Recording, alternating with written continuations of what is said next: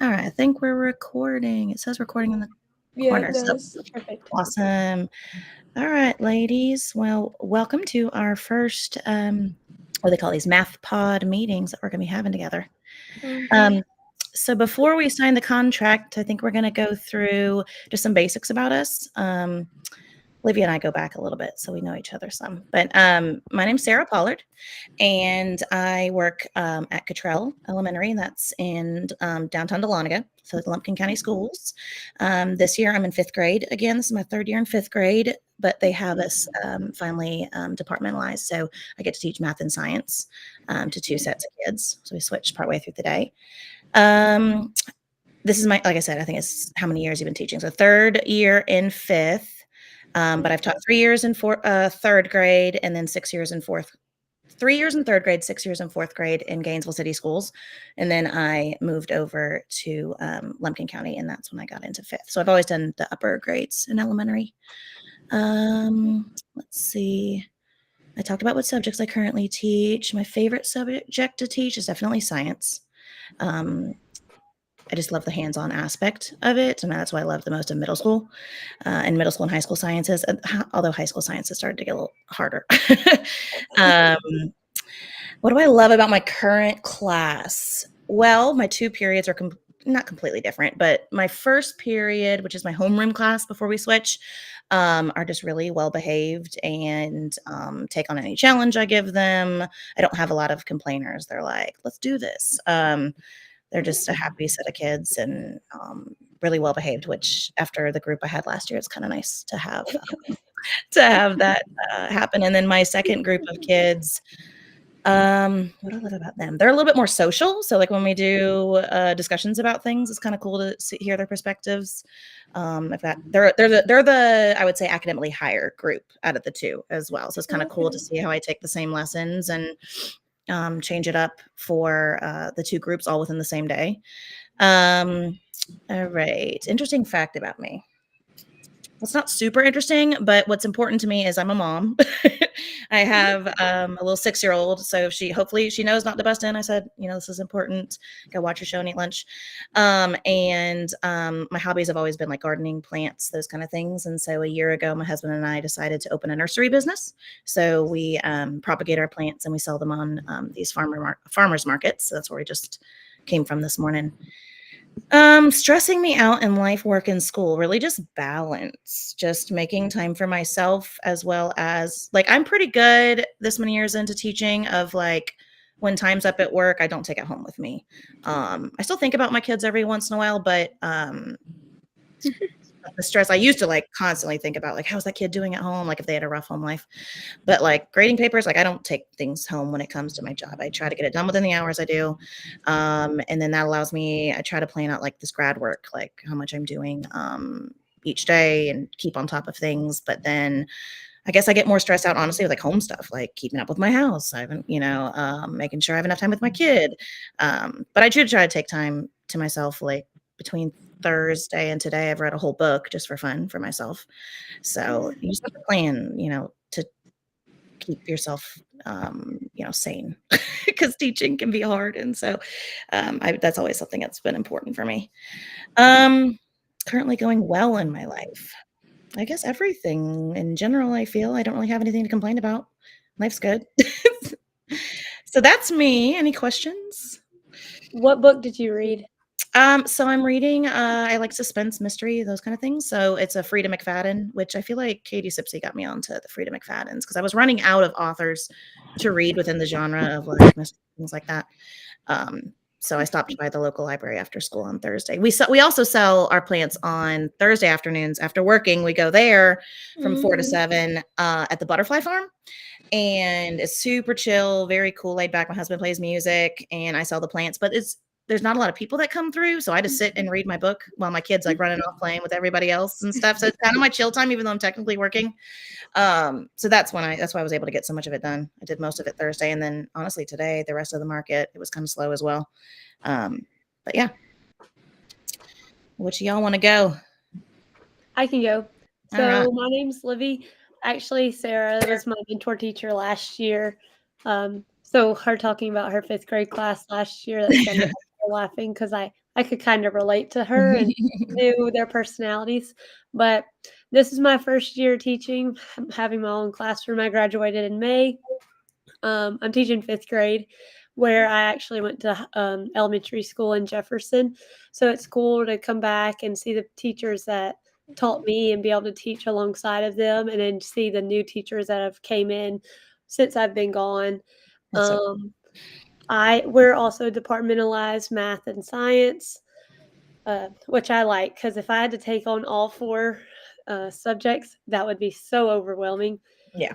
We'll talk about this later, but both of our curriculums are actually fairly scripted, especially math. Okay.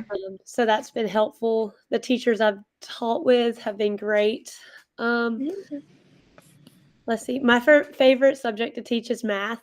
I don't know. It always has just made sense to me, and being able to go back and check my problems is nice because if I didn't have that, I would be overthinking and being like, "Is this what I'm doing? Am I doing it right?" But math, it's More always you concrete. can most of the time go back and check. One thing I love about my current class is just their personalities and getting to know each and every one of them. I feel like your first class is always going to be your favorite because it's like you don't really know what you're jumping into. Definitely But most memorable. Yeah. they have bought into, and they know when I get up there and when I mess up because I just straight up tell them like, okay, well, did that one wrong. Let's forget how you learned that. Um, my interesting fact would be, well, I actually put that you were my mentor teacher, but more interesting than that is, uh, when I was little, I did get bit by a dog. Most people don't know that about me. Um, it doesn't affect me anymore, but What did you get messed up? What part of your body? um, I got bit in the face by a Great Dane. Oh Oh gosh. gosh. Yes. Did it So scar you now forever? You still like Yeah. dogs, don't I you? still like dogs, but I am a little bit more hesitant around them. Yeah. I mean, that's understandable. Yes. Like, What's stressing me out right now is just balancing it all, kind of like Sarah said, knowing when to just like let it go and say, okay, I'm going to put this off till tomorrow. I'm also coaching softball right now, so it's like my day doesn't get over to like 6 when we get out of practice. So a lot of times I do my master's work on the weekends, which can be good, sometimes bad. Like last week, I had to email for ELA and be like, or our literacy class, like, Yeah. oh, I'm not getting my certificate until Monday. I'm Oh, sorry. because Like, of the delay of download, yeah. No, I spent most of my Sunday doing the stuff for this because how much reading it was, and by the end of the day, I was like, "I'm in such a bad mood. This is yes, why," and I'm like, "Because I did work on my weekend." He's like, "Honey, right. it's like right now, sorry." And it's been a lot of reading for this class. I Yeah. kind of want to whatever Dr. Sears used, the Chat GPT or the AI to summarize the readings. I want to find that so I can like kind of glimpse over the readings and then listen to it. Mhm. oh I'm with yeah. the I'm very, auditory, Yes. visual, so just sitting and reading, I have to take it in chunks and or, like, take notes, those kinda thing as I go because I get lost within it, like, "Did I really just pay attention to what the page I just read?" So I Yeah. wonder if there's an AI tool for, like, read aloud to you because 'cause I'm, like, a big, like, podcast person, like, I like to listen, that you Yes. could, like, take an Yeah. article and be like, "Put this into, like, an Audible," kind of a thing. Mhm. See, I would like that. So if you know of that or can figure it out, that'd be great because Okay. I like to hear as well. And it takes me forever to read these passages. Mhm. Um, Mhm. and then what's going well? Overall, life's going well. I'm starting to train for a half marathon in October that I'm running in Athens, and I'm Nice. really excited about it because I've never ran one of those. So So now that's you're having to take the time too to well, you're probably running some at practice. Well, I don't know if you run much at practice. no, so I have to like take it out more time, but I Mhm. like it. Running or exercising has always been my stress release. So That's what I do too. About 6 PM most nights I go for my walk. yes, And the weather's getting beautiful. it is. It's feeling great. Awesome. Okay. So then, my name is Hannah. I'm actually I'm a special education parapro in a self-contained classroom.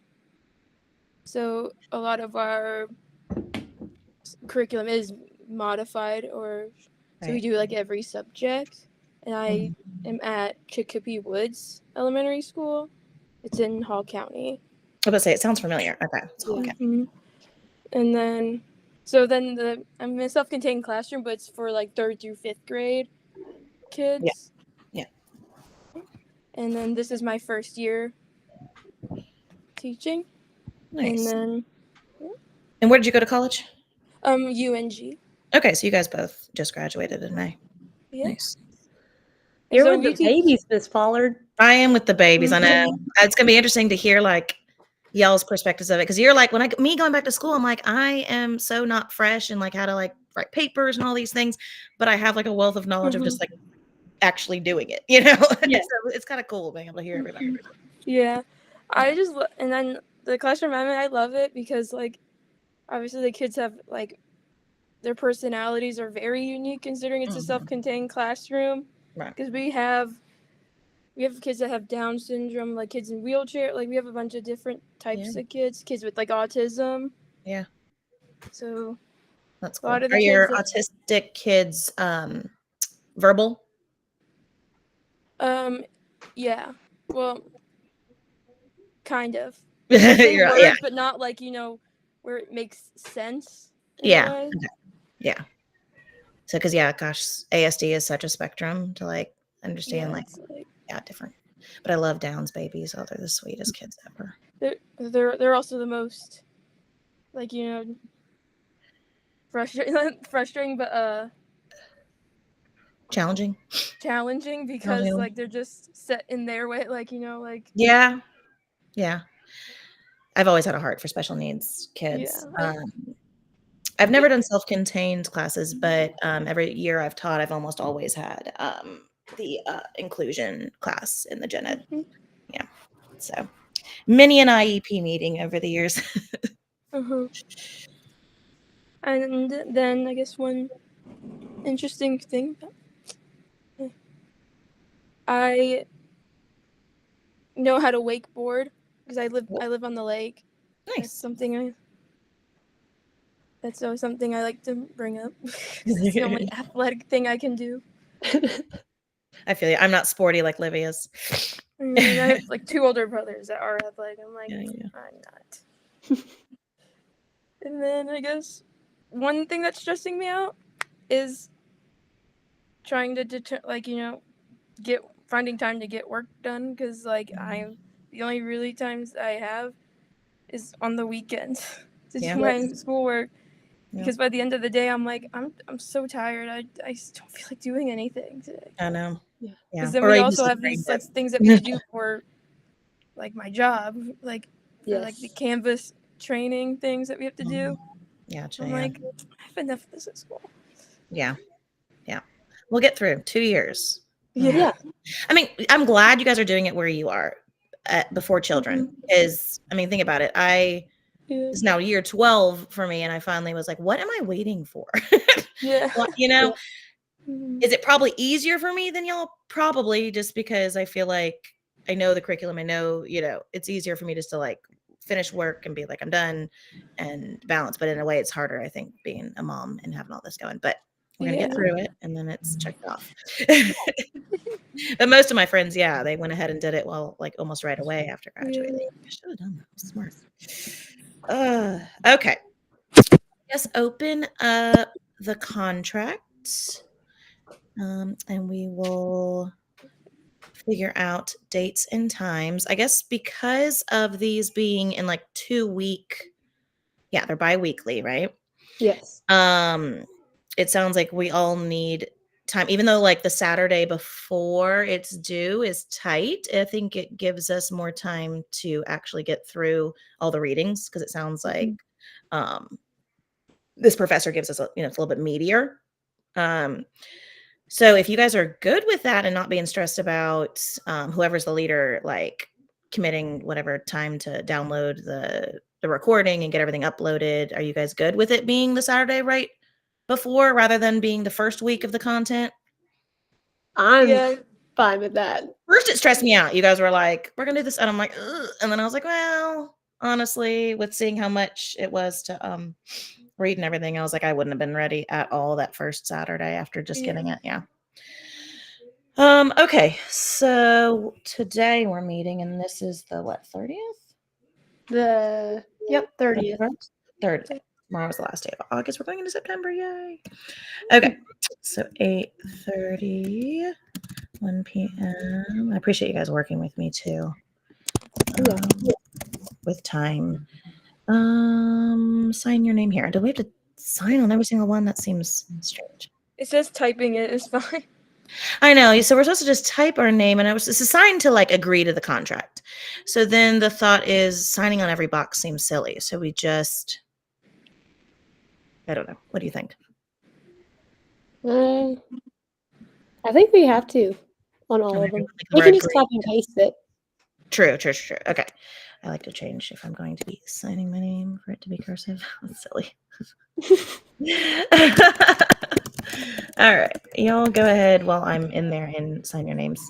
All right. So if the 15th is the next due date, then that would be us meeting on the 13th, as long as you guys don't have prior commitments.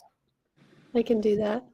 Are you okay with these first few being, I mean, it's not the end of the world if my husband has to do market by himself. It is his business technically. But the reason I chose Saturday mornings, because ideally I'd like to get this done on the Saturday morning, and market only goes till early October. So for the first couple, are you guys okay if we still do one? And tell me no if you aren't. That works with me. Yeah, that works with me. Okay. So I'll just say 1 p.m. I just left a little bit early from normally it goes till 1, but I was like, I'm heading out. And he was like, it's fine. Who wants to be the leader of the next one? I can be the leader. All right. And then are you guys good with this just going in like a rotation? Yeah. I'm just gonna copy and paste these all into Perfect. Oh yeah, I was gonna say just so then we don't have to do that. Yeah, keep signing. Okay. So then me again and Livy. All right. And I feel like we can always come back and change them if we need to. Yeah, if we're like, hey, this week's been crazy, we're making someone else be leader. I don't know. Or if the time slightly change matters. Okay. Cool. All right. So then the next one would be, you're looking it up, Hannah? Yeah. Do the 26th. That's weird. And then the 20th. Why does it say 26th? That's an interesting date. Yeah, that's Yeah. what I was so like. I was like, wait a minute, It's a Friday. Friday.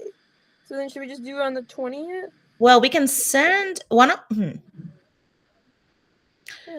Why don't we Interesting. I can add that to like, remember like there's a thing that like concerns or like questions you have for her. I wonder if we can add that one and skip it for now, or put a date and just confirm that it's supposed to look like that. Yeah. Yeah, that's interesting. Are the rest still fall on Sundays? Yeah. As you're looking? Yes. Or Monday, like Sunday Yeah. or Mondays? That's weird. And then after we do this, I think there's a contract for learning, meeting questions. Wasn't there something I fill out at the end? I think so. About like I how. do too. Okay, if I can find it.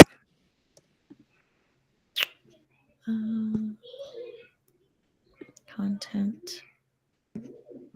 Small group meeting templates.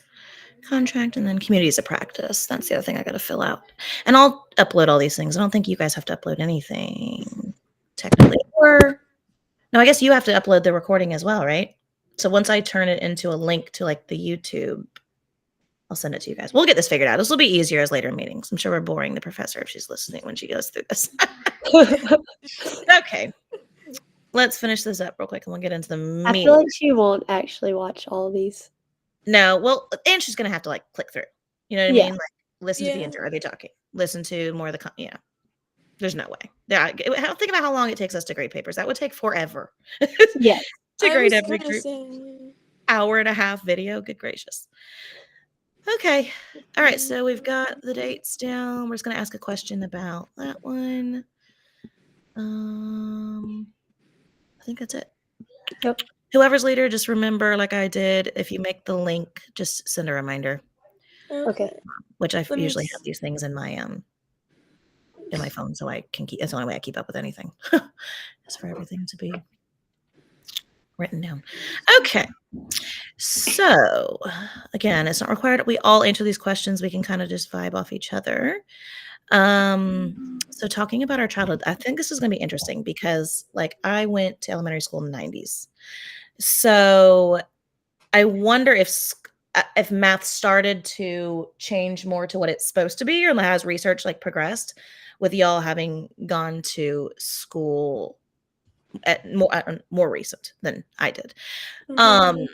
So when I was in school, I remember school was really boring. Like elementary school, I feel like I liked middle school and high school a lot better. But if I think back to elementary school, like actually sitting down in class and just learning was not necessarily super fun.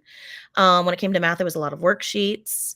I think when it was like kindergarten, first grade, I'm sure there was a lot of hands-on manipulatives. I don't really remember it.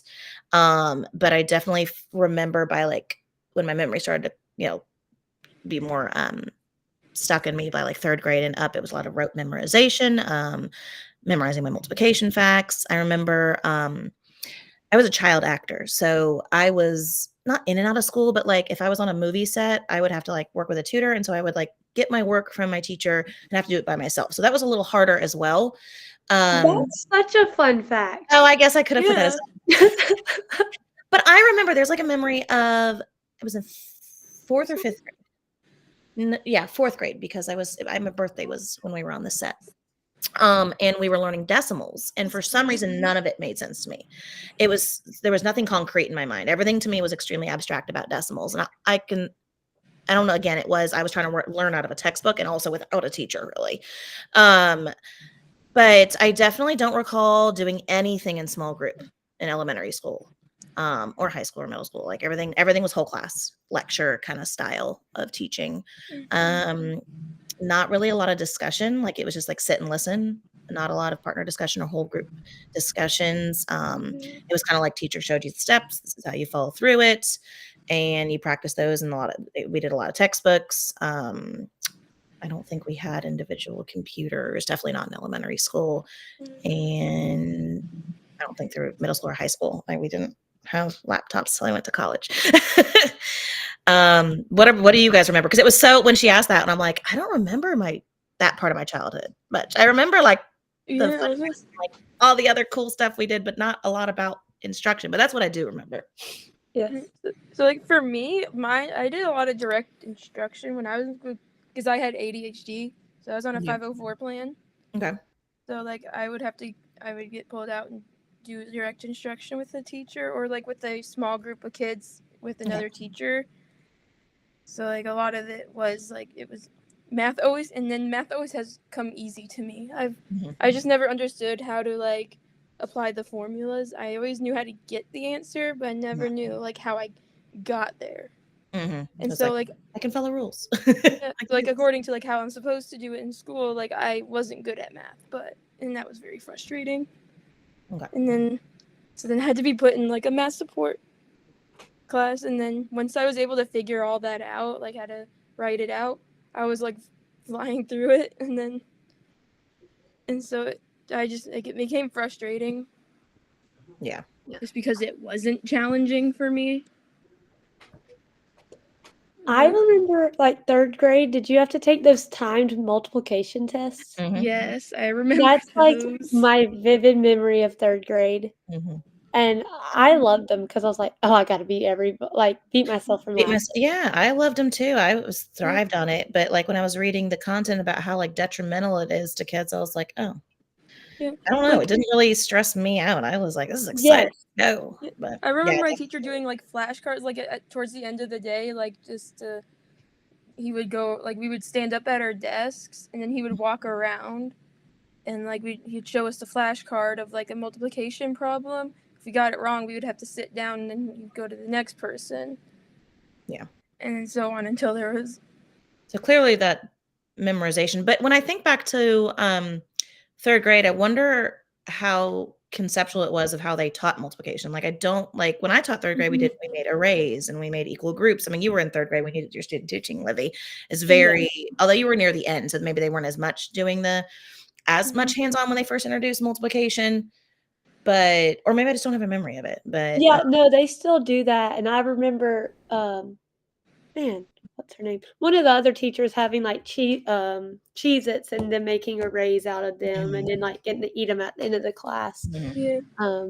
But now our 3rd graders don't know like, my 5th graders now, when they were in 3rd grade, they didn't learn their multiplication facts, they learned how to skip count. Like, if you Yeah. ask them, like, "What's 6 times 6?" Instead of just knowing them off the top of their heads, they have to, like they go like 3, 6, 9, Yeah. 12, 15. Yeah. Which is different, but it works. It does work. Mhm. Yeah. Yeah. I've seen some that do that too, where they have it to like a jingle and they have to count it out. Yeah. Because like when I was in one of my placements, I was in a 2nd grade classroom. So like for my internship for my last semester of my senior year, so like it was towards their end of the year.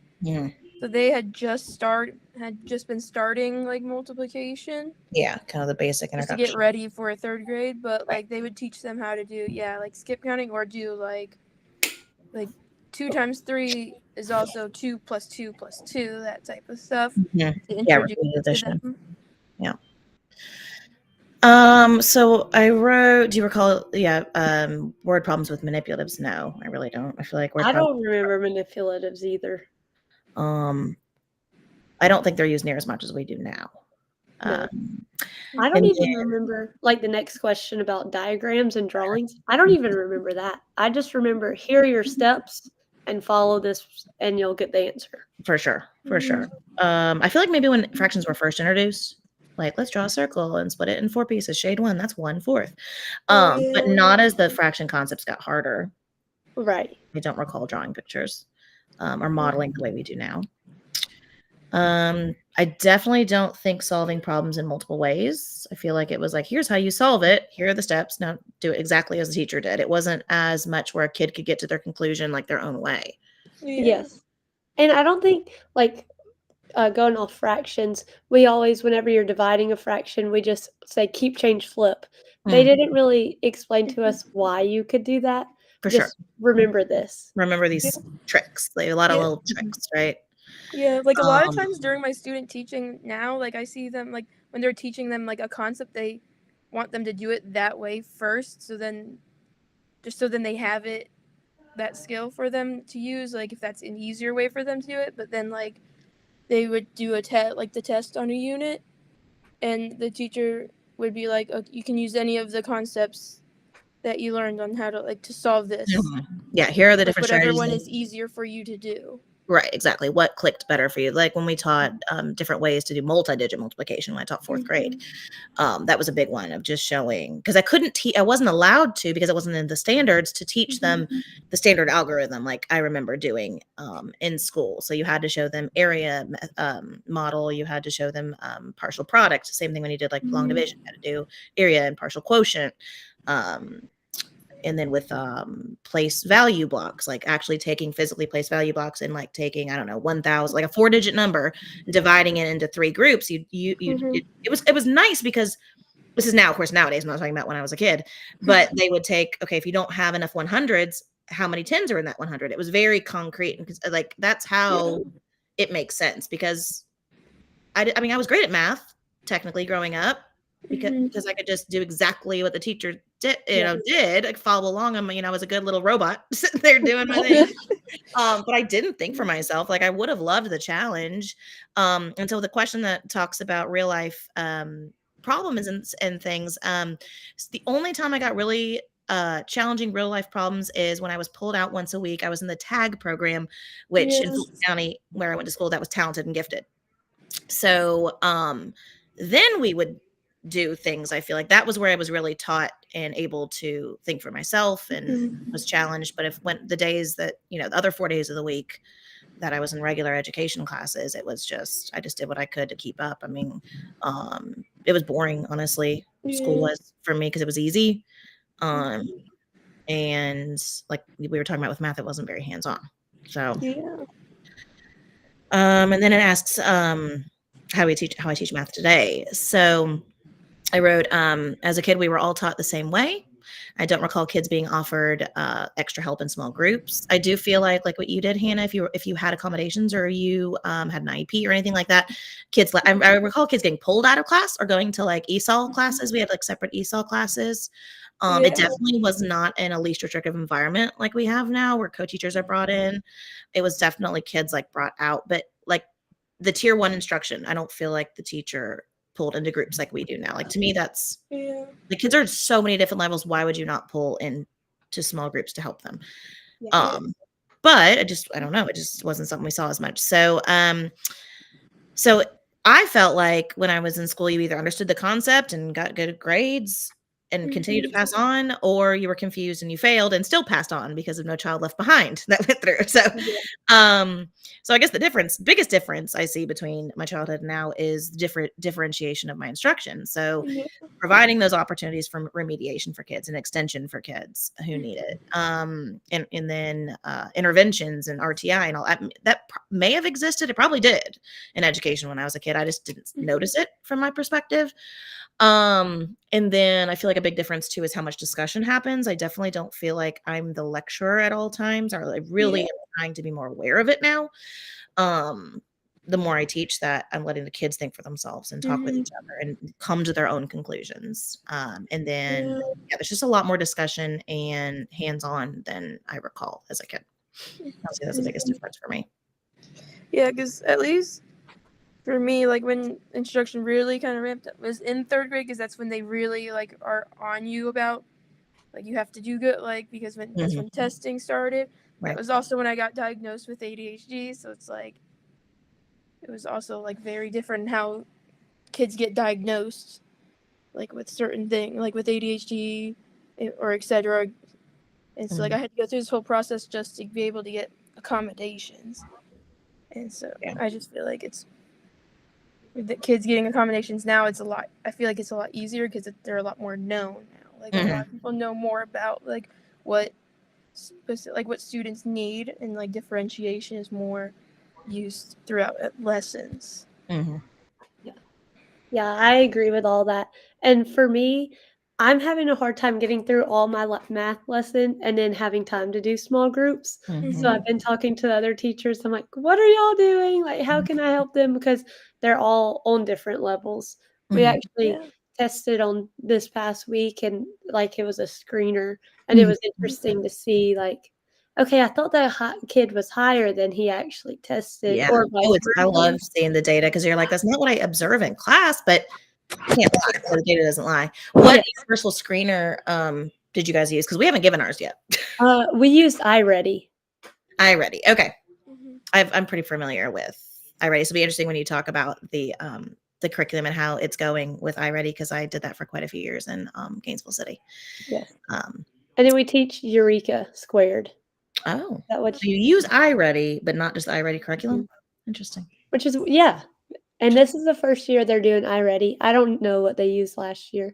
Well, yeah, they're changing it up again. I feel like the universal screener we've done since I've been in Lumpkin County has changed. So this year we're doing something that's more similar to the Georgia Milestones. It's through DRC. So just like when they take the milestones, they collect that DRC insight to get in. It's called Beacon. So maybe it will give us more of an idea and better prepare them for milestones, because it's more so similar to milestones, but we have not given it yet. So I've just done some diagnostics through what we do have access to, IXL, kind of breaking down the main domains of math and kind of saying, okay, geometry and measurement's a weakness for this child, or algebraic reasoning's a strength, So I would agree that I'm still struggling with small groups as well.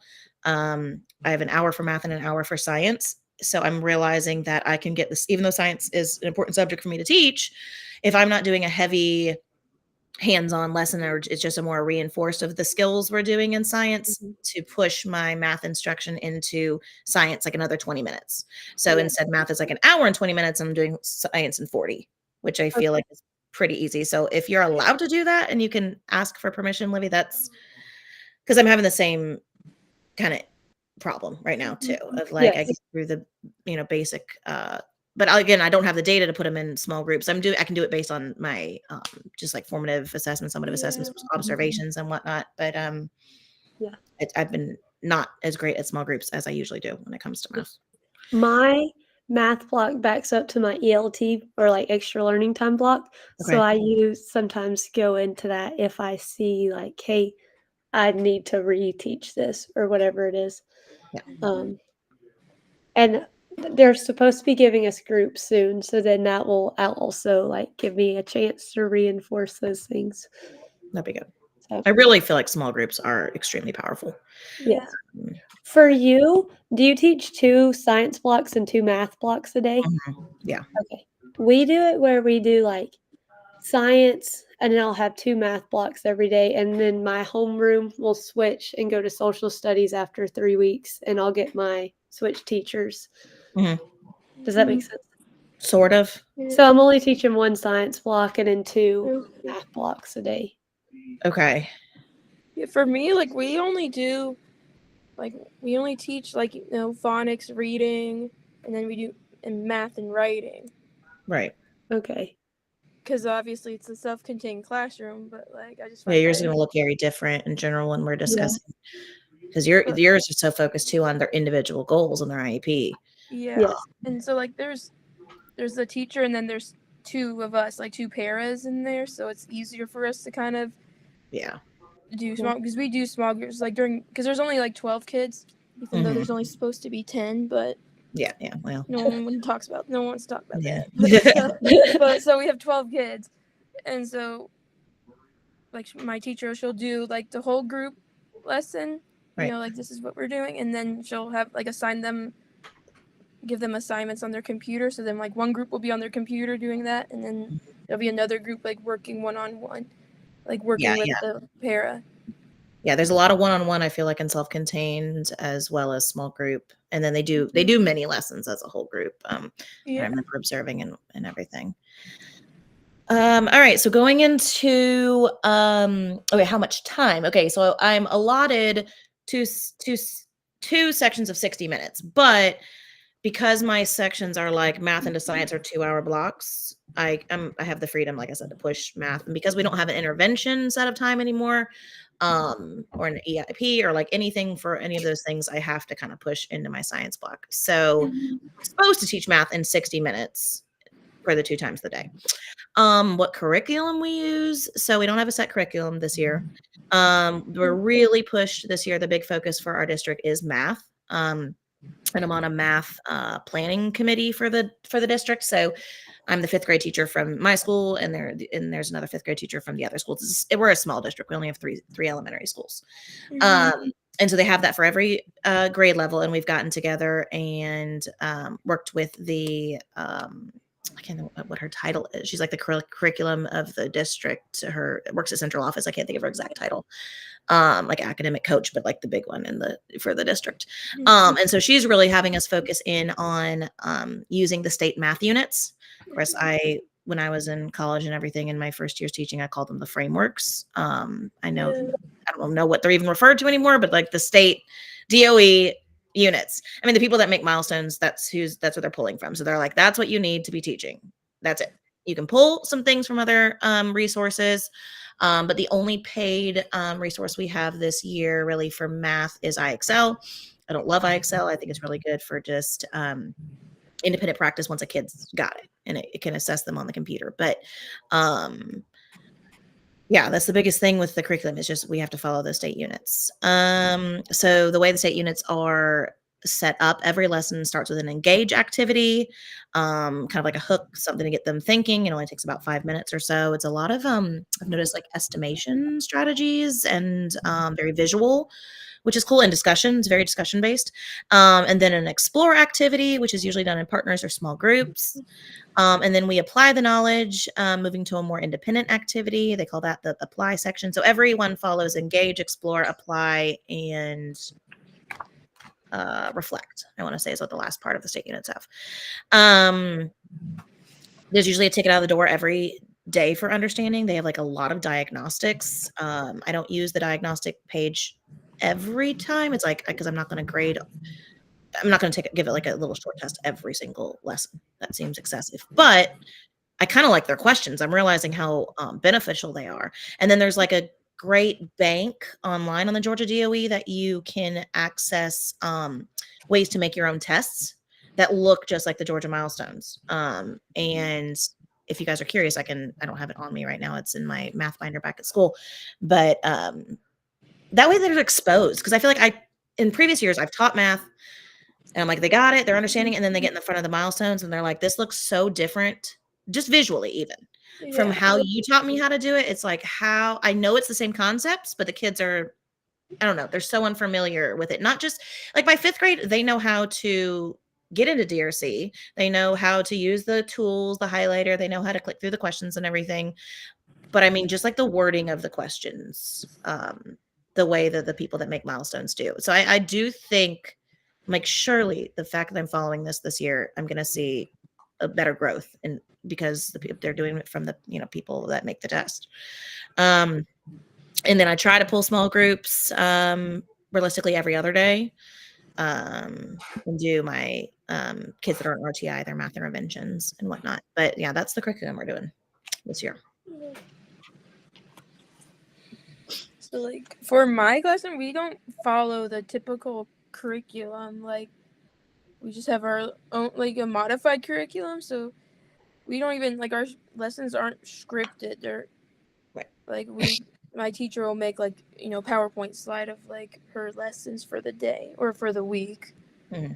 And so it's a little bit more like she could kind of do it more her way, like how she thinks that our students will be like learn it better. Mm-hmm. And then our math time, so that's, I think, like, all of our lessons are usually about like 45 minutes long. Mm-hmm. So like we'll spend about 15 minutes doing our mini lesson, and then 30 minutes like doing our small groups. So they'll spend 15 minutes on one thing, and then they'll switch with and then do another thing for 15 minutes. Okay. Now I'm curious, with it being 3rd through 5th, when she's doing whole group mini lesson, what grades standards does she usually cover? I don't know, because like I think she's just given like told to teach it something like this. Like she's just told like what to teach for certain days. Mm-hmm. Like she's told to teach like time for a whole week, and then the next week she'll do something else. It's very weird. And it's honestly kind of confusing for me too. I'm like, okay. Yeah, you should ask some questions to see, like, and I wonder too if they pick and choose throughout the curriculum based on like skills they need for real life. Like, yeah, because like you said, you know what I mean? technically she's supposed to teach like time on Monday, say like multiplication on Tuesday and all that. Yeah. And then the next week she has to do basically the same thing. Right. So, and she says instead of doing it like that, she likes to do it one thing for a whole week instead of having to go do it for one day and then do something completely different the next day. Okay. Yeah. Interesting. Either one of those ways would work, I feel like. Mm-hmm. Yeah. Good. Okay. Adjusting myself. Be more comfortable. Okay. All right, Livy, tell me about this curriculum, this Eureka you got going. All right. Did you use this when you were in Hall County? Or not Eureka, but Greensville? I know of it. Why do I know of it?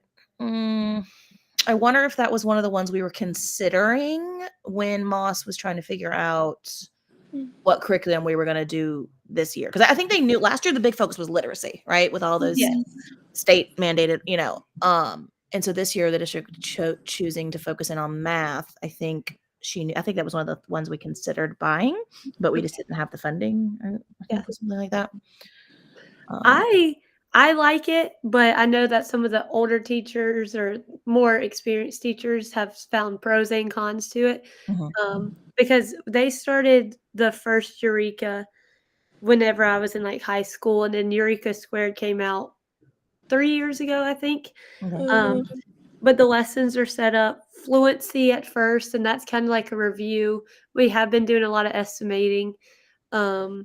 And then we go through a launch, which is kind of like an engage section. And then we go to the learn. And that's when the new concepts taught. I do some problems on the board, and then they get out their math books and we'll do a few together. And then they have some in their book where they do it by themselves. And I kind of just go through and see, like, okay, we don't need to do 5 of these. We can do like 2 of these today and try to just work through 2 on, like, as a class, and then like 2 or 3 by themselves. But So some, pacing wise, I'm curious because we teach the same grade. What yeah, concept did they start the year with? place value. Which makes sense. We did place value, then we moved to multiplication, now we're on division. Oh wow, you guys have already gotten that far into the school year, Yes, content which wise.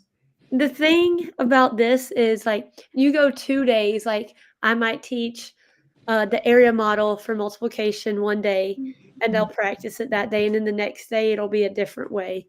Mm-hmm. And so it moves super fast, Yeah. but the teacher's like, "We use multiplication and division all year long, so don't stress if they don't understand it now." Mhm. And it's not their first time seeing it because Yes. 4th grade, it's very similar to 4th grade. They just have more numbers. I'm just amazed at how much you guys have gone through. I wish we had started with place value. We started with volume, which is what we did last Oh. year as well. Ooh. But we chose as a district when we sat down together the first full week of school, because we started on a Friday. Then we had a first full week of school that we would review multiplication, not just basic multiplication, but like what they learned in 4th grade, just to make sure those things Yes. are fresh in their mind. Because to do volume, you kind of end up having to do 2 times 2 digit numbers, larger multi-digit multiplication. But yeah, we've been doing volume and we're wrapping it up. So, and then we go into place value. Okay. But I remember how bad they were at multiplying last year. That they completely forgot. Yep. Yeah. So I felt like that was something I was like, put my foot down on. I was like, I'm not going to Yes. jump into this concept when they haven't had that reviewed. Which I like that. But if they have it paced out like that, I'm sure it follows like a full year. And to give you some time to review for milestones before. It does. And then the teachers last year sat down and made a curriculum map. Uh-huh. I accidentally got on there and I deleted half of it. Oh, girl.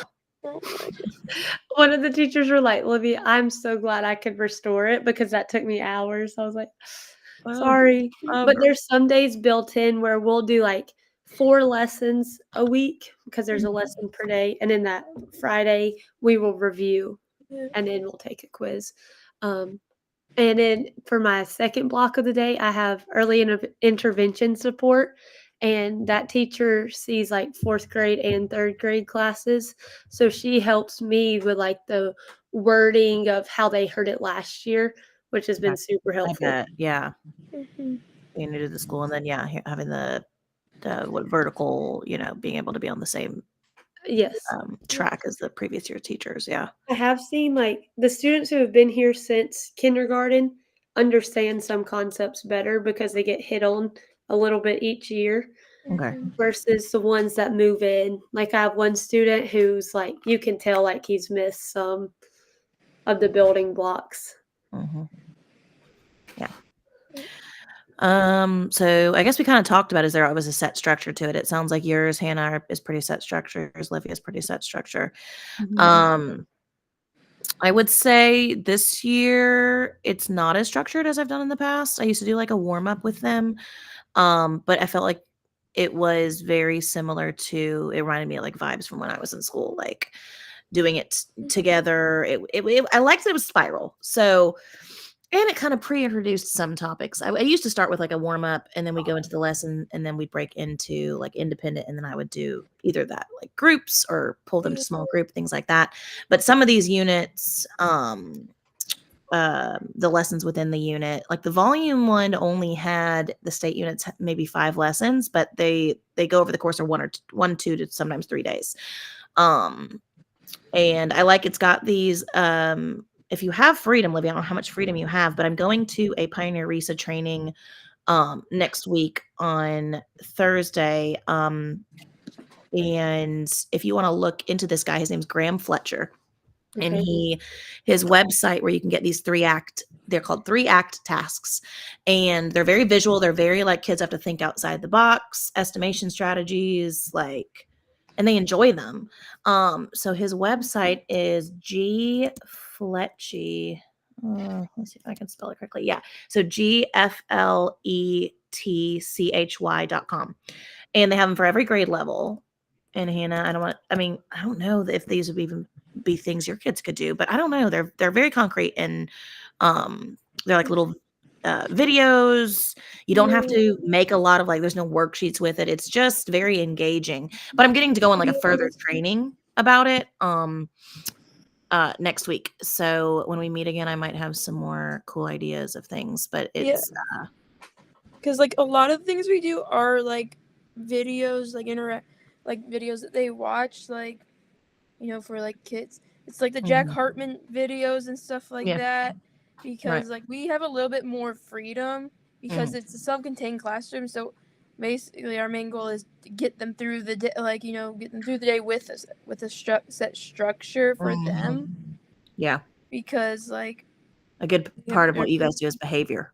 Yeah, so it's like a lot of it is just behavior. So that's why our curriculum is kind of weird. And like, I can see, curriculum. they really do love videos. So things that have songs to them, things that are very engaging. Yeah. And then I've been doing so I don't have to follow just the units. Like, I'm allowed to pull other things in. So I do those Graham Fletcher 3-act tasks, and then some project-based learning. Like right now we're doing, we're wrapping up volume with them creating a geometry city where they have, instead of making these boxes, I had parents send in a bunch of small boxes, like snack boxes, pasta boxes, you know, like boxes of smallish sizes. And they had to measure the length to the closest inch, width and height, and go ahead and calculate those, come up with the area of the base, just a couple different things with the boxes, which they've enjoyed. And now they're decorating the boxes, and we're wrapping it up. And then we'll take the state test, like I was telling you guys about. Do you print those tests off, or do they do them on the computer? For those, I print them because I pick and choose through the questions that I like. I don't remember. I feel like it's called Velocity. It's on DOE. And so we all have access to it, it being state, given. But I don't remember. I feel like you have to have like a code to get in. So might have to be something you ask your district on what your district's code is to get into the bank of questions. But I'll be curious to see how well they, because I've given them a quiz on volume, just to like, hey, like, it's almost like a worksheet of like, can you multiply? Do you have the basic concept down of length, width, height gets you this answer? And they do, but that's not what milestones looks like if you look at the kind of questions. So this test is definitely more similar to the units I taught, and going to be more rigorous and hard, deeper levels of thinking. So I'll be curious to see how they do on it. In fact, we're going to get together as a grade level with our principals and kind of analyze that data, because like I said, we're really trying to focus in on math. And it might be kind of a learning curve for them, being like, this is a lot harder than just the basic concept. They really having to push their self further in thinking. All right. So excelling, what do I think I excel at in mathematics, and some struggles.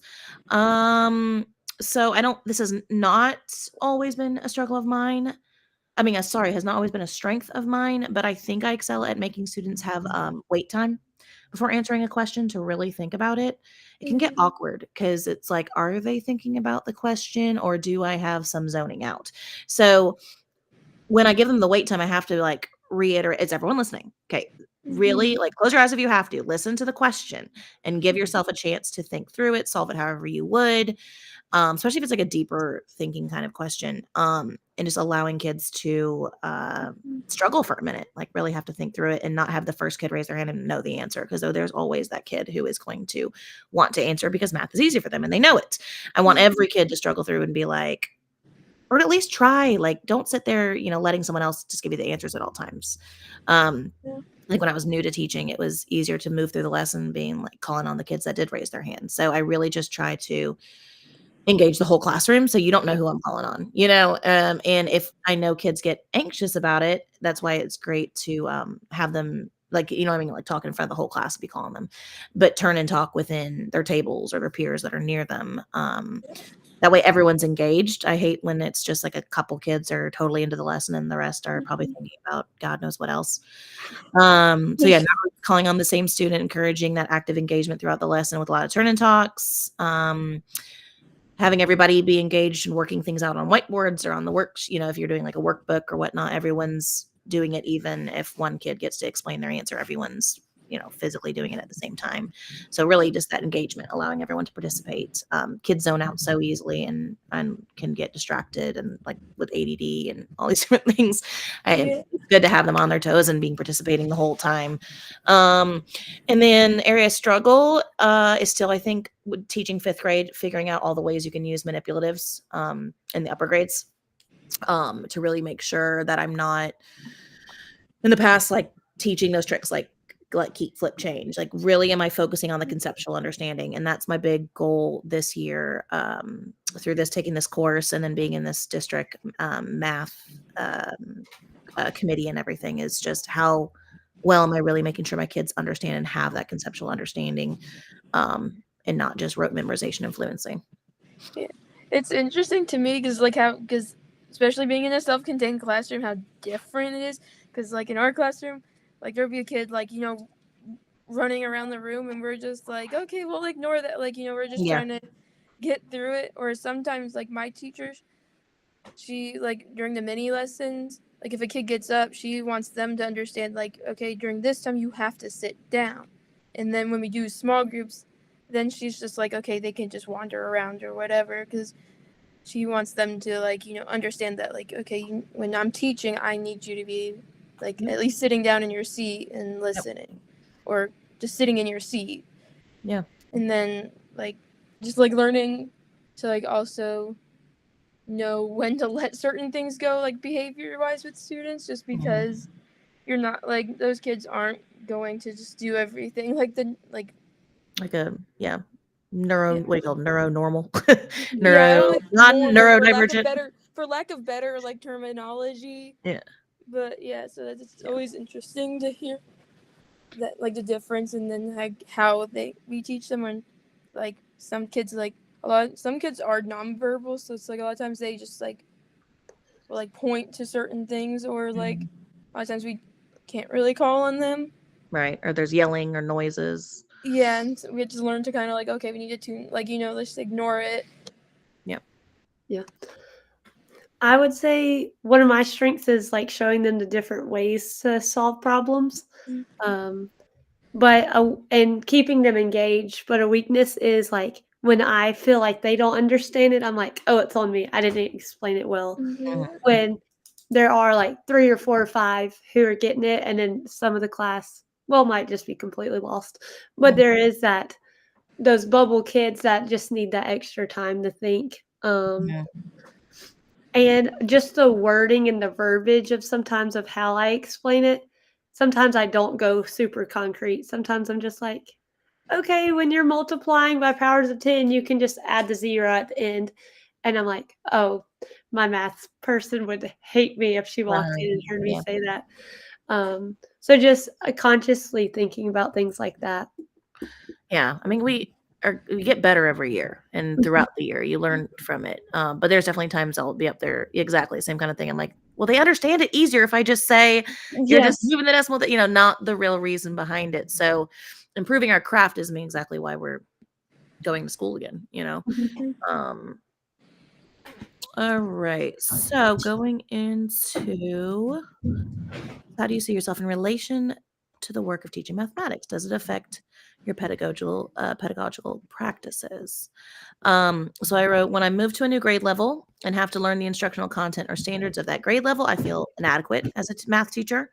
I'm unfamiliar with that grade level, so my confidence really isn't there. With me having done 3rd, 4th, and 5th, the first year that you're switched into a new grade, it's like you don't have enough time over the summer or the pre-planning to really know the content before you're thrown into up there teaching the content, which I feel like is what you're talking about, Livy. And so you cannot beat yourself up on it. It's actually a really good thing that you're going. I could have done that better. But you really have to part of your planning is not just like, is my lesson plans in my plan book, but hey, what am I teaching tomorrow? And let me preview it and make sure I know how to word this and ask the right questions. And it gets quicker and easier as it goes. But like with me using this new, it's not new. I mean, the state units have been around for a long time, but because it's new for me using it, it's easy to throw in my plan book. I'm like, it's all there for me. I don't have to find resources, it's there. But looking ahead and going like, am I going to teach this in a way that they're going to understand? And I'm doing the best. Am I doing my best by my kids to really teach the standard to what they need to know? And so I've always had this, I said, I wonder if my students can feel this fear, like when I'm new to the grade level that I'm teaching or the content that I'm teaching. Do they know that I don't know it? Because I feel so uncomfortable up there.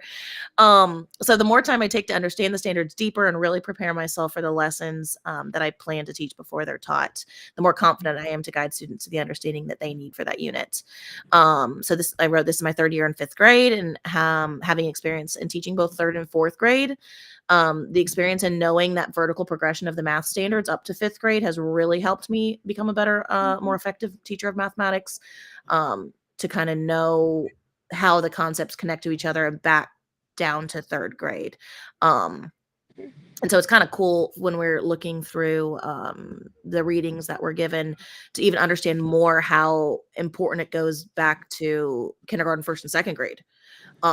Because I still have kids, that understanding of numbers, like, I can't think of exactly the wording that they had, but like, if you have a kid, like they're just say part of the process of what they're doing is to add like 4 plus 12. I still have so many kids counting on their fingers up. Like Yes. we do not have the ability to do mental math. Yes. And so when I was looking more into, and I brought this up in my math meeting when I sat with the curriculum lady, is we don't really push subitizing, which is those like number talks. And that's where also I did it a couple years ago when I was in Gainesville City. We went through like this thing where it's like, this is the thing that works. Like, this is what's going to get a kid to be able to add in their head, subtract in their head, have this understanding of numbers and be more concrete and not have to do all this. Like, I can be like, okay, now what's one more of that number? One more, 10 more, 10 less.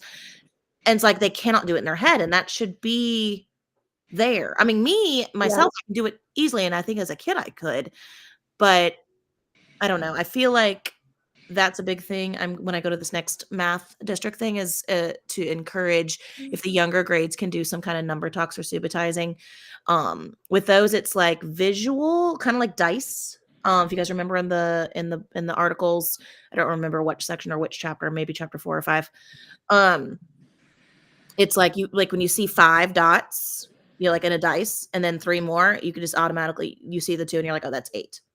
So that's something about that visual when they're younger will keep them when they get to older grades not having to rely on, counting on their fingers. I don't know how I went off on that tangent. I think I was talking about the vertical progression. So I don't know if, because you see kids come to you in 5th grade and you're like, my goodness, how did you get here with these? Yes. And you're like, what could have gone wrong? And it could be the child. Because there's kids, because then there's some kids that don't have that issue. I got some kids that can do amazing mental math and others that it's just like not something they can do.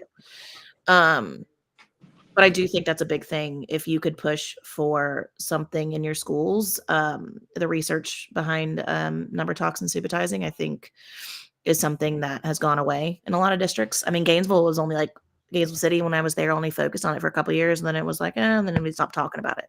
And it's something you can do for like 5-10 minutes. Yes. Whereas right now I'm so overwhelmed with everything I'm doing and trying out this new stuff that I'm like, I don't know if I could throw it into 5th. It's really, they say it's still beneficial up to 5th to prepare them for middle school and whatnot. But it's better for the kids to see when they're in the younger elementary grades. Yeah. I'll go off that. Miss McDonald actually did number talks last year before in 3rd grade. And I know some teachers might just be like, oh, it's because she has the advanced kids. But it was interesting to see the different strategies. I even have a student right now who does her multiplication, and she does it mentally like that, where it's like groups of 10. Yeah. And then she's like, then I multiply the 10s. And it's weird, but she gets it. It's And more mental. It's cool because she has a deep understanding of numbers. Yes. Yeah. I'm like, I would love for you to write that on your paper. So if you get it wrong, I can give you partial credit. Mhm. But Mhm. I was about to say something else. I don't know. But do you probably relate to me, both of you being new to teaching of I know you don't as a para, Hannah, Yeah. but you intend to be to have your own classroom, right? Yes. Yeah, I Yeah. do. Especially when it's just you and you're like, Mhm. it's me and the kids. Am I doing this right? Can they tell that I don't know what I'm doing? Because it's a lot easier in a special education classroom to be like, kind of move past it and then like, Right. okay, because they don't know. Right. Like, This is probably a I good year love the too for kids, you to but like, they yeah. don't. Like, Right. No, this is half the time probably they're good not for you, even paying honestly, to attention. Like, maybe a couple of the kids in there, they really do know what they're doing. They're just like, the behavior wise, they need to be in there. And yeah. some of them, like, you're just trying to get them through the lesson. Yeah, I know. Can you sit and listen and participate? Like the things you think about kindergarten teachers have to Yeah, it's focus. basically, yeah, it's like having a kid, yeah. Mhm. And it's interesting though, because like at the school, I'm at the principal because we have a new principal, and so like he's a lot more chill about like just in general about like you don't have to submit like lesson plans to him like Mhm. you know you just like he said just do your thing like you don't Mhm. stress over it. Yeah. And then as a parent, do you guys have to do any kind of lesson plans, or you just kind of are involved with whatever your We help routine? set up like their activities and stuff like that Right. for it, but no, we don't really. She'll show me like what she's doing Yeah. and I'll teach some of the lessons like if because we can't leave the classroom and we don't technically so like we'll like basically co-teach Mhm. with each That's other because everything is on her PowerPoint, so it's pretty kind of straightforward. right, right. You can take over. Yeah, because you guys don't. You stay with them the whole time, right? They eat with you guys. Yeah, so like we don't even get a lunch break technically. We have to Yeah. eat in the classroom with them, Mhm. and so like say if the teacher's still eating her lunch and then we have to like start or whatever, I'll just start it because like I'll be done eating. Mhm. And so Gotcha. just like whenever like I can help out with her, like if she's busy doing something else and we need to get the lesson started. Yeah. And what about you, Libby, when it comes to lesson plans, since we're talking about that? We have to turn them in, but I get to use my mentor teachers. But it's also scripted, so all we have to do is like Right. math Right. lesson 12, and Right. that's all we have to do. But I have found it helpful to preview the lesson because there's like been a few days that I'm like, oh, it'll be okay. No, it's in front of me. It's just scripted, and you're like, I should have Not. practiced this ahead of time. Yeah, it's like they know. They know I'm just reading out of the script. Yes, and Yes, then I think like they're less engaged in it because they're like, oh, yes. she's And just. there's been times where I read the wrong part. Like I'll read the answer instead of the question. We're like, just kidding, guys. We're just moving on. Oh man, but we live and we learn, right? That's right. And so that kind of goes in, I guess, to the next one too. How do you handle unknowing that arises in the teaching of mathematics? What happens when your students ask a question you don't know how to answer? So I wrote, it used to stress me out because I worried my students would think less of me if I didn't know the answer to every question. Like I'm the teacher, I should be the in person with all the knowledge, right? But I think every person needs to admit fault and be vulnerable. I don't think I use this comment very often in math, but more in the subjects of science and social studies. Um, so like math, I typically know the answer to a question they have, or if like a kid's doing it differently, I'm like, oh, I would have never thought that way. So math. I feel like I can work around. I don't look as I don't want to say stupid, but you're like right. Yeah. I don't know the question to that. But I've had kids that are so smart, and like if I'm new to a grade level and I'm teaching something about science, they have a question or something about I'm horrible at history, but having to teach social studies. So just using kind of the go-to of like, I'm not exactly sure the answer to that question, but let's research it together after, just being vulnerable and saying, I don't know everything. I mean, Yeah, that's what I would do like during like when I was doing my internship or like mhm, during my student teaching. Like one of my placements, I was in a 5th grade classroom, and one of the kids was asking me something, like 'cause they're doing like because in the morning they would do like just schoolwork that they needed to get done mhm. before they got started the day, and they were doing like a math, like they were doing fractions, and they were asking me like, "How do you do this?" I'm like, "Oh, I have no idea how to do this. Let me look this up Won't for you you. tell me? I mean, I like that one too. Like, would you show Yeah. me how you would solve it? And so you kind of get an idea of what. Mhm. But yeah, when you guys are in college, you're in all these different grade levels and having to just, and the kids like they assume you know everything, right? You're Mhm. you're gonna be a teacher. You're a student teacher. You know you can help me. Yeah, And but you're it's like not. funny when you tell them like, "Oh yeah, I'm still in school," and they're like, "You're still in school?" Like they're always so fascinated that like, Uh-huh. that, No, when like I I'm told still in school. mine, I was like, because they were complaining about homework. I was like, y'all, listen, I still have homework. They're like, what? I'm like, yeah, I'm in school now. And they're like, you're old. That's not a thing. I'm not that They old. can You're old, not my wrap mom. their head Kids around, are like, so mean. I know yes. they are. There's- Then I have some that are like, but you still look like you're in your 20s. I was like, I'm closer to 40 than 20, baby. Let's sweet babies. Um, but have you noticed that being new to teaching this year, Livy? Like, where that ever happens, there's a question you don't know Yeah, the way there's around it. yeah, especially like you said, math, it's pretty easy. Like I kind of know, or at least can give them an answer kind of on the right track. But Mhm. science, sometimes they ask things, I'm like, I have no idea. And it's, admitting that to them, I don't feel as dumb, but like going to ask another teacher, how Mm, do I do this? Sometimes that's when it's like, mm. oh, I feel so less than right now. Yeah. But yeah. then I'm just like, it's a learning year. You I'd rather you figure have it out yeah. now than Exactly, yeah, why yeah, fake it till you make it, you're just gonna keep not really know. Yeah, I would have, Mhm. because I've had a lot of student teachers in my, um over the years in my classroom. I've got a girl right now with me that's doing, the middle grades education at UNG, but they have to have 4th and 5th grade experience. And she has a degree in business, but she decided to go into teaching. So, this is kind of like her second thing, her going back to school, but changing what she's doing. But I remember, because when you're new to teaching, you have a mentor teacher as well. You yes. have someone that you have to meet with. So I've been that to a lot of different people as well. And I don't know, I've never looked, from my perspective, I've never looked at one of my teachers who's teaching and thought, how do they not know this? Like I've never Right. had a judgmental thought. It's like, yeah, I'll show you what I'm happy to. Come here.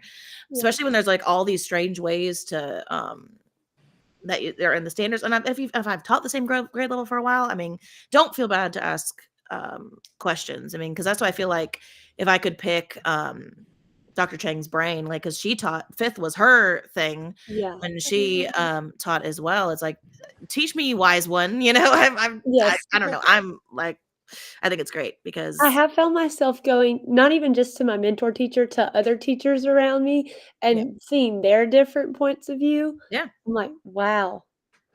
because there's so many different teaching styles. It's like a wealth of knowledge. I'd rather interact with more people than less. And there's never a stupid question. You might as well ask it. If they think less of you, that's on them. Yeah.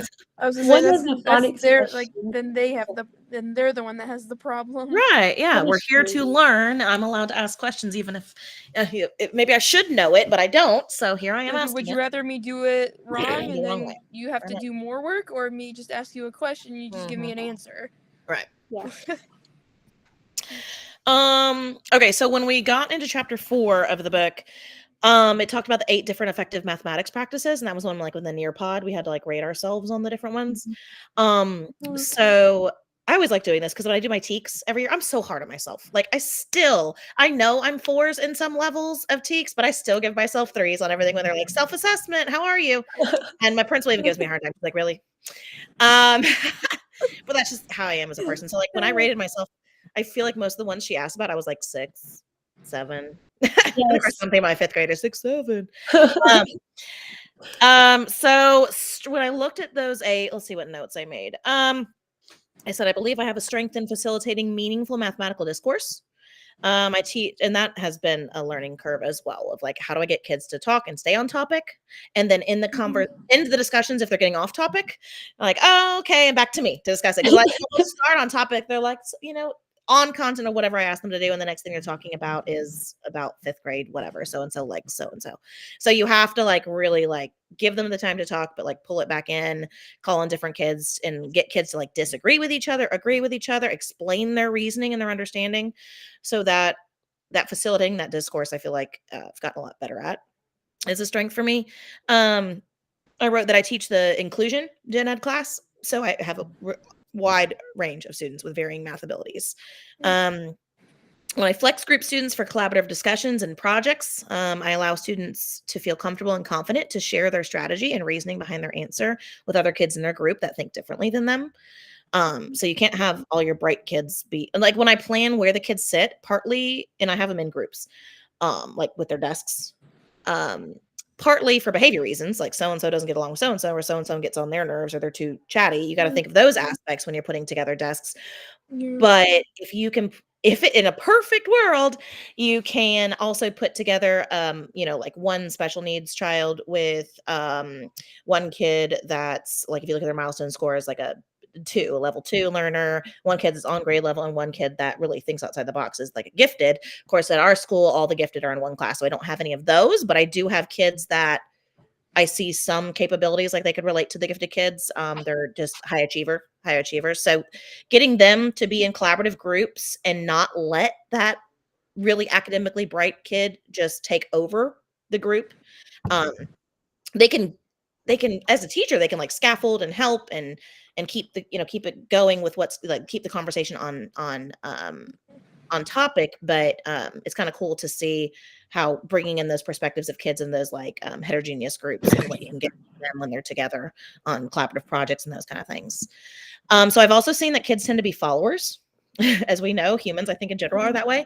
So if the smart kid in class believes that their answer is correct, which sometimes they're totally wrong, which is hilarious, but they're confidently like, yes, I got the answer. So other kids will follow even if they got a different answer. They're just so willing to be like, if the smart kids got it, because they categorize themselves in their mind. Like if it's this subject, that kid's this, So what did I say? I give time for all kids to solve the problems at their own pace, which is hard because you got to teach kids that finish faster than others to have patience with their peers.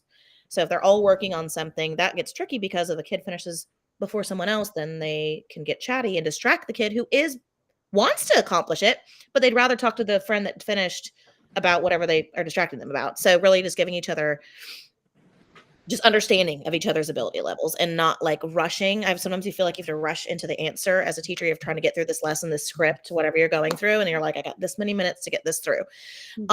And so you're rushing the kids that want to solve it, but it takes them twice as long as the other kids. So trying to find a way to work around that. So when I can do that, this allows for more leaders in the classroom to emerge, and it's less likely for them to follow and agree with the answer of the kid that they have this vision of that's always correct. I just hate when kids, I don't know. It's just, I feel like it's something I've seen a lot over the years of the smart kid must know it. So if I just can agree with him, I don't have to think for myself. And I'm like, no, disagree with each other. That's cool. Like you might be totally wrong in your disagreement, but tell me what you came up with and why you think it. And sometimes they catch their own mistakes as they're explaining their answer. They're like, oh wait, no, I did that wrong. And I also feel like it lets you know, like, okay, this is what we need to work on. Like, okay, we need to, because if you don't know how they did it, then you don't know like how to help them. Right.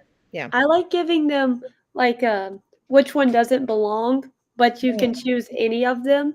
Yeah. So then they just like argue against each other, but any of them could be right depending on which one you back up. What subject do you use that for the most? Math? Math. Yeah. And I think that one's like a Steve Werby or whoever does the ESTA Mysteries. Okay. He has some which ones don't belong. I don't like that. They're actually in our curriculum. A few of them have been in our curriculum, which I like those because it does challenge those kids. Because I have seen them rely on like a certain two kids, or like everybody. If I tell them to get partners, everybody wants to go with that kid. Yeah.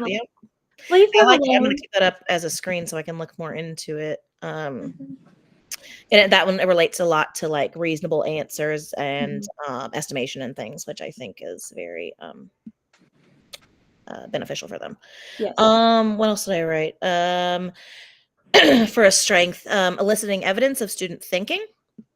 So I wrote, I've improved by encouraging students, right or wrong in their answer or justification to explain their thinking.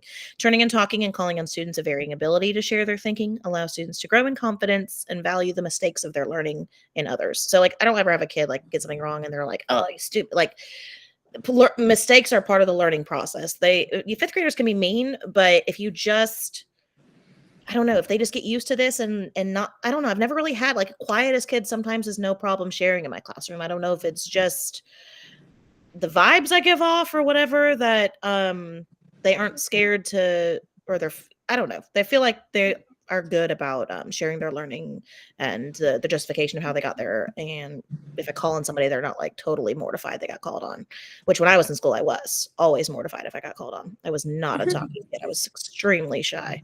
And then part of it is relationship building. So I said I work to build a strong family community in my classroom where kids are not afraid to share their thinking. There's not a worry their peers will think they're stupid if they get it wrong. They help each other a lot. So like if a kid finishes before someone else, I'm like, you go help so-and-so.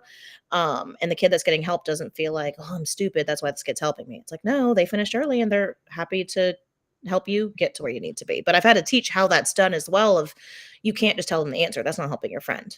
You know, you have to walk them through the steps, kind of be like a mini me as you're talking them through. Okay, well, what, facilitate the conversation of what would you do first?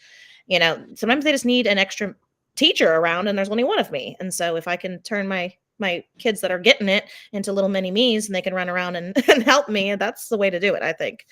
So if a kid does get called on and they're like, and I'm like, okay, sometimes I gear also the question based on who I'm calling on. So they're involved, but I'm like, this is a DOK 1. Like, you're going to get this. You got this.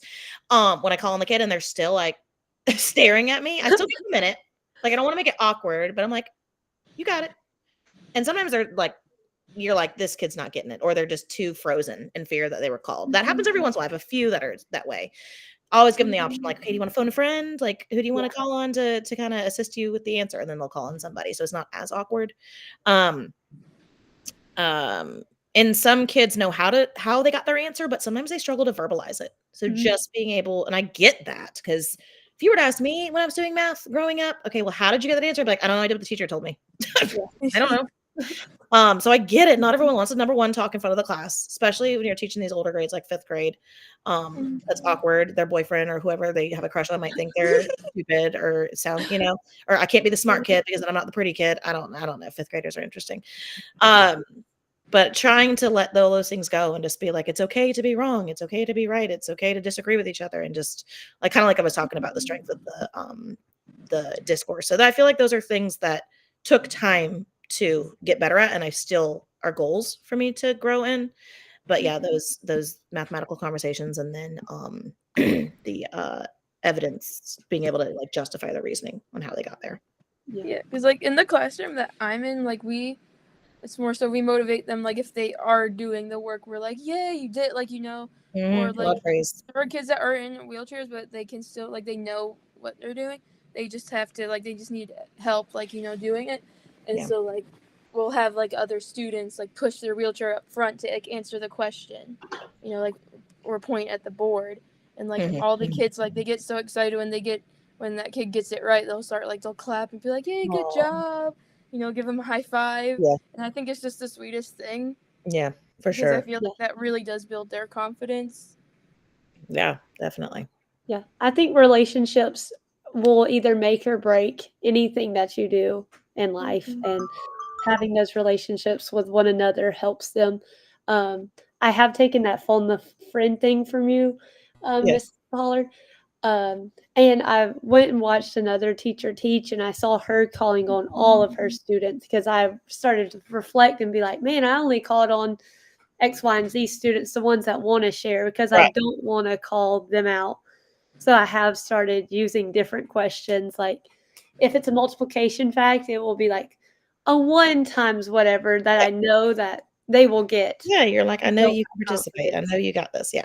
And that slowly, I think, builds their confidence in math. Because like we read in the article, by the time they get to us in 5th grade, they either have a positive view of themselves as a mathematics student, or they are like, I suck at this and I'm going to continue to suck at this. Yes. And it's like so hard to break past that barrier when you get them as the age they are. But we have to. I mean, it's kind of part of what we have to do. Otherwise, they're going. I had a kid last year that no matter how, and I failed her last year. I could not break through these ideas she had of herself. She was so focused on her friends and her drama and everything else going on that she didn't grow in math or reading all last year. I mean, it's like she might as well not have been in my classroom.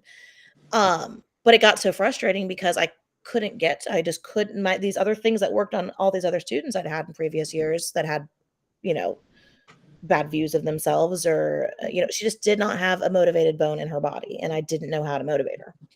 Yes. And I'm starting to realize that too, because I have one kid who I don't know how she's going to do this year because she just kind of sits there. But then I have another student who asks questions, who calls me over to help him multiple times. And I'm like, I'd rather you be like this. And even if you still don't get it by the end of the year, at least you're trying.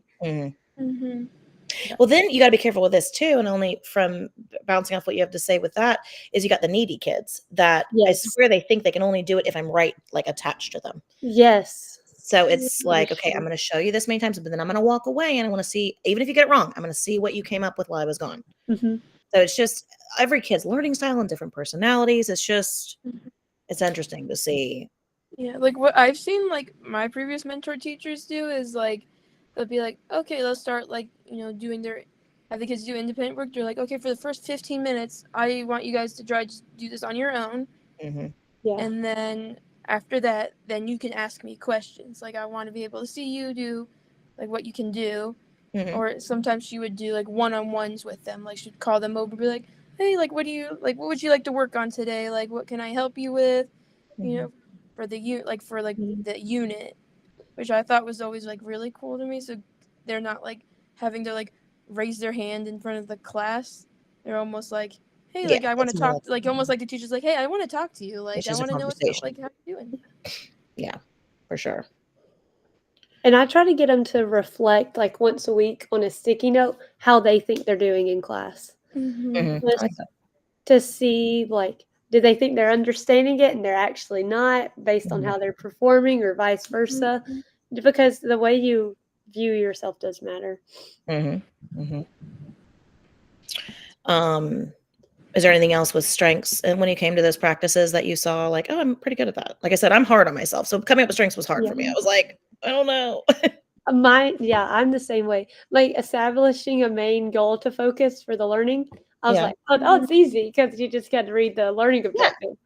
But besides that, I'm like, I need to do better in this area. So it is a work in progress.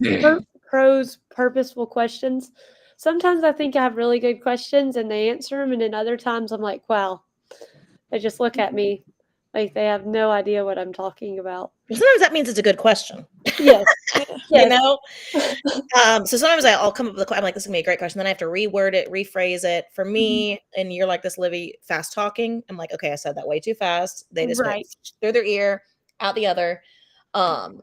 So making them stop, focus. Hey, everybody, close your eyes if you have to. Listen to my question. I slow myself down, get them to hear it. And then I'm like, think, you know, but for some things, if it's a deeper thinking question, only some are going to get it. And that's okay. But I want everyone to at least attempt, like listen to the question and try to comprehend what I'm asking.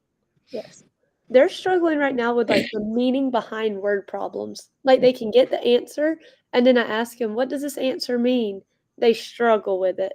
Like for like school buses, I was like, so we have 14 groups and then we have 8 remaining kids. So how many buses do we actually need? And they could not grasp the fact that you would need 15 or people would be left behind. Yeah, I've gotten better at word problems and making them understand. Like I can read it as the word problem says, but like I turn it into a conversation, almost like a funny story. Like imagine we're going on a field trip. Like as much as you can engage them into like, guys, word problems are just literally real life stories. Math, that's what math is. Math is in our life all the time.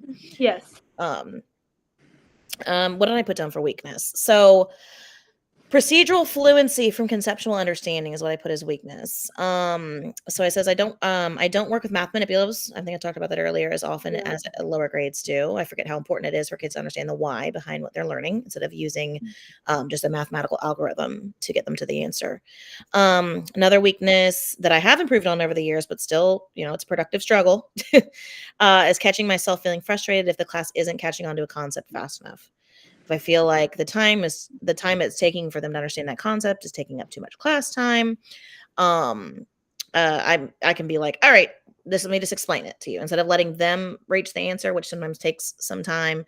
And you know, really teaching myself to allow it's okay to allow them to struggle, and come to the conclusion themselves.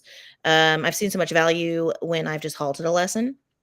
It's okay if my lesson plans have to be extended into another class day period time. I mean, when we're making lesson plans, it's like in an ideal world when nothing interrupts and no kid gets in a fight and no kid has to leave to the bathroom 1,000 times or go to the nurse. That's what we think, but just to really make sure students can persevere through a difficult problem, instead of me just wanting to be like, okay, you're not getting it, so let me just show you. And that's always been a thing I've struggled with. And in a way, I've thought about it, it's like, in a way, when I do that, I'm stealing this learning experience from my students by not letting them struggle through and get to the result themselves. And so then and I've also stolen the feeling they could of being proud of themselves, because I just did it for them by being like, okay, let's just do it together. Let me show you. So that's something I want to work on. Yeah, that was one of my strength or weaknesses as well, like just jumping in there and explaining it. I had one student on Friday that I just like let sit there for like 30 minutes because I noticed that he was just writing down the answers that I was writing instead of actually doing it himself. I truthfully don't even know if he ever did an entire problem, but I just wanted him to figure it out on his own. And say, hey, I'm noticing, like, it's great that you can copy from the board onto a piece of paper, but that's not really using much of your brain, because that was like the girl I'm talking about from last year that I could not get to. She'd sit there, she'd play the game, but I'm telling you, did not engage in any of the content, any of the discussions, any of the do it yourself. She would just wait for me to do it, write down the answer. I'm like, you learned nothing. You learned how to copy from a board. Yep. So sometimes that's the thing. You have to be like, well, come sit next to me and do your best to do it yourself, even if you can't. Show me what you can do. Do you know anything of the top? Talk me through something. I feel like my biggest struggle would be like, obviously, like reaching the students' goals, because like a lot of them have very different goals. Like, okay, this student, like we just need to work on their behavior. This student, like, okay, they can, like, we need to work on their academic. So it's just like being able to do that, which it is a little easier doing it in a smaller classroom, but still I feel like even then we still have a hard time with that, especially like when the kids still have to do, like, they have to do benchmark testing, and it's like not even based on their goals. It's the general education benchmark testing that they do. Right. And we're just like, why do they have to do this? Like, we know that they can't. Yeah. I had one that was where we got him reevaluated for what he qualified in special education for, because I felt like he didn't need to be in a resource class. He needed to be in a self-contained class because of his levels. And I felt that way when he took the milestones. He got one-on-one, which is like an accommodation a lot of kids don't get when they get milestones, unless they're extremely the struggle is real. They've got to get those supports. But even then, it was like, you're not going to get anything out of him. Like, it was time to write an essay. I think he wrote maybe a word, a sentence, type. So it's like, why are we doing this? But I get that if it's state mandated or whatever, that or district mandated. It's just like we don't even use that data though. Like, we have like a lot of our things that we do is like database, like to see like a lot database. Do these kids need to be in here? Yep, they still do, or no, they don't. And a lot of times, like, we have a student in there that should be in a resource classroom, and they're like, oh, and he had just moved to the school district, but they're like, oh, we don't have enough data. I'm like, come in the classroom, please. Like, this kid, like, he should be in a general education classroom with like resource instruction, but it's not, because according to them, there's not enough data. Yeah, they may have. In my opinion, I feel like we do have enough data. Like, there's a lot of things, and we had finally gotten the data we needed. We're like, we can use this now. Yeah.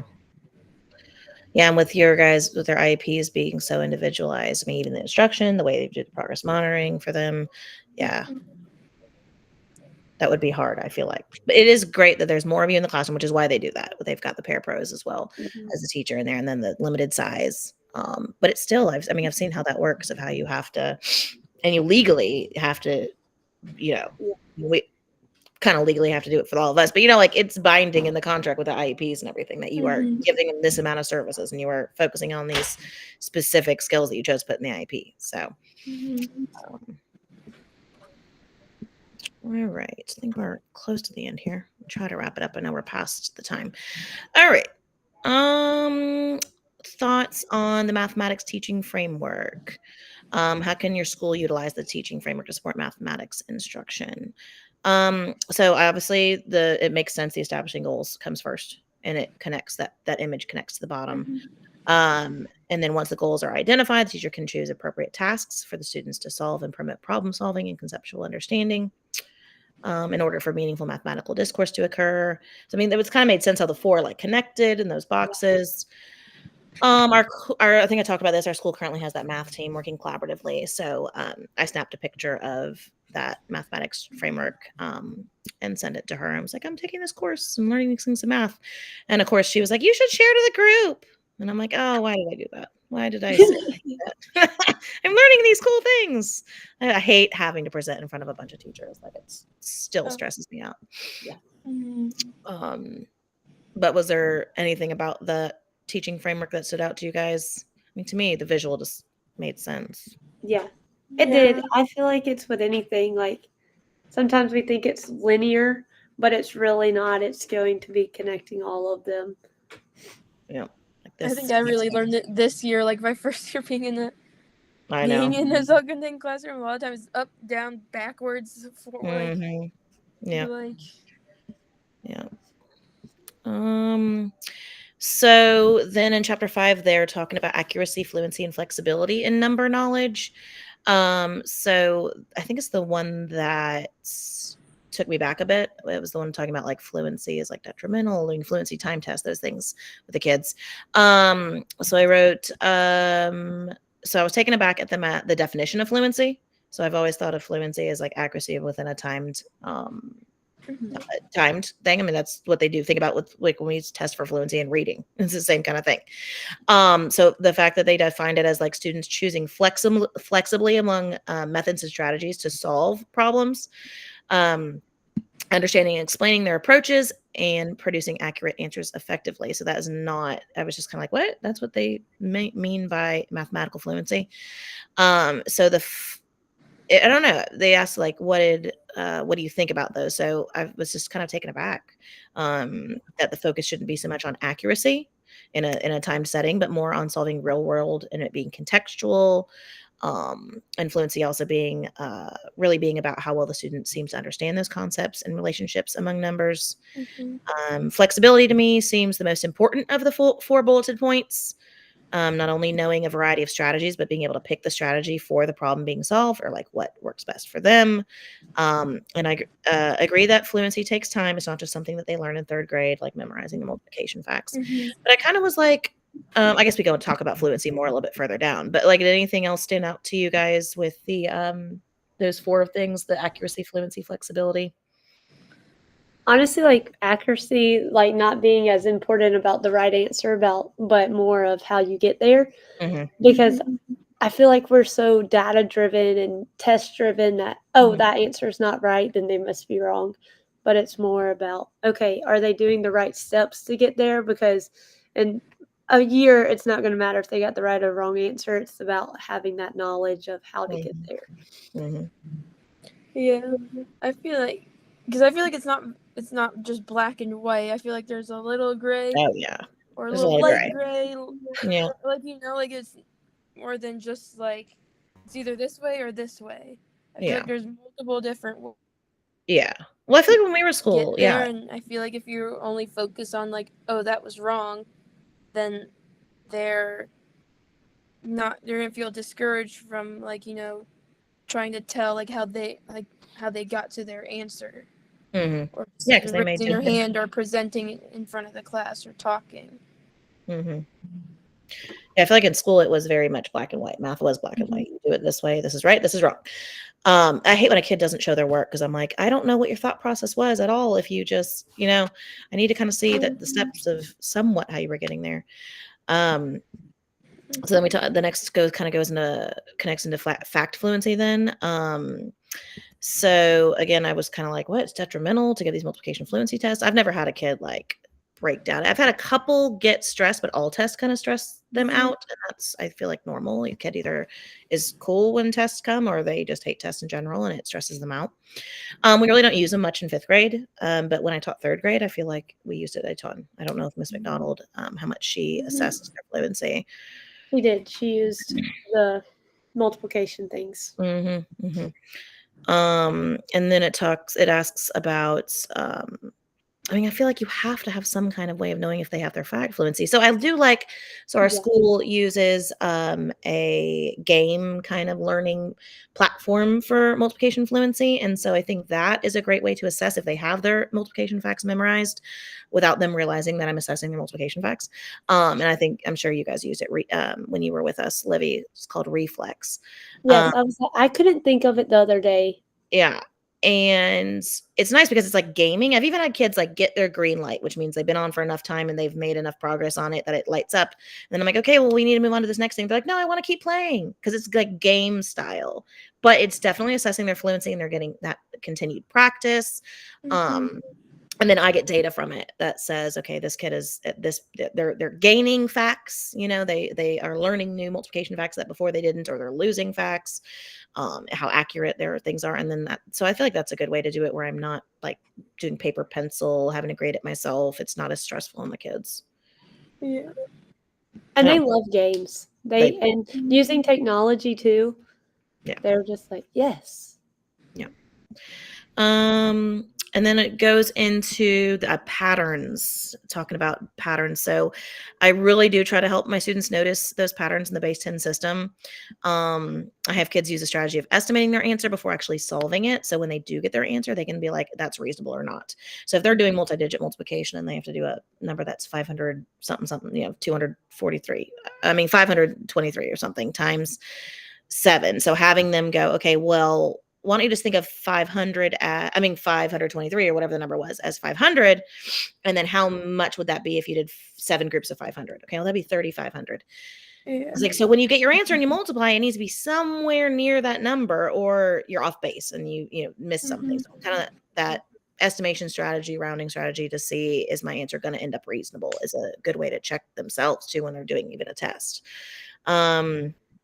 I feel like anytime that a number of any kind of math problem involves the number 25, I try to relate it to quarters because kids have that money understanding. So I've always done that. And then I wrote, if fluency really is a child having many strategies in their tool belt and being able to choose the most effective strategy for solving certain problems, then I teach fluency systematically by introducing and modeling a variety of strategies. And then when the kids become comfortable with those strategies, they pick the one that resonates with them, which we've kind of discussed quite a bit through this. Yeah. But patterns, I mean, like I said, the 10 more, 10 less, the connection of they know how many ones are in a 10 and how many 10s are in 100, or most do. But then how that connects when we're talking about like powers of 10, when we're connecting to decimals, it's a lot. Like you said, not just saying add the 0 or And whenever last week when we were doing division, we did partial quotient. So I got them to list out their first like 1 times whatever number, so the first multiples, and then I got them to go do like 10 times whatever number, 20 times whatever number. Mhm. And I was trying to show them how it's easy to know that because those powers of 10 and how you can add the 0. Most of the class would be like, oh, and then I would still have kids just like listing all of their multiples out, which I'm like, that's fine, but is it really the most effective way to do it if we know how to do it this way? But it's interesting to see the different ways they think, especially after you give them the flexibility of, okay, now you solve it your way. And